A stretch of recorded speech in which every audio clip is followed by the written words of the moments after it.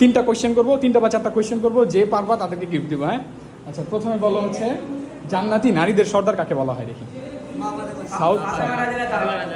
আচ্ছা আগে সাউথ হাত তুলছে তাই সাউথ গিফট পাবে। হ্যাঁ, এবার বলো জান্নাতি যুবকদের সর্দার বলা হয় কাকে? হয় নাই।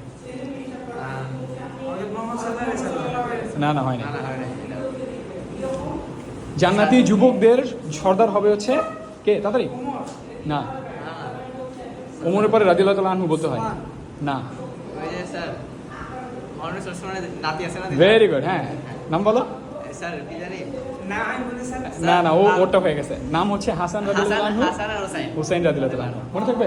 আচ্ছা এবার বলো শহীদদের সর্দার হবে কে দেখি, পারো নাকি? এটা কে পারবে? না না না হয় না। না না না, হামজা রাদিয়াল্লাহু তাআলা আনহু নাম শুনছি। উনি একজন বড় সাহাবী। হ্যাঁ, হামজা রাদিয়াল্লাহু তাআলা আনহু। উনি কে ছিল জানো?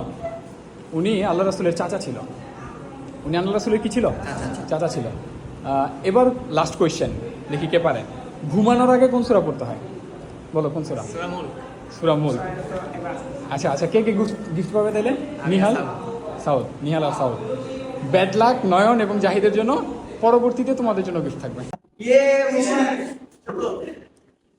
আপনাদের জন্য একটা কোয়েশ্চেন আছে, সেটা হচ্ছে আমি ভিডিওর মধ্যে জিজ্ঞেস করছিলাম যে শহীদদের সর্দার কে হবে, তখন সাউদ বলে উঠছিল মুসাব রাদিয়াল্লাহু তাআলা আনহু।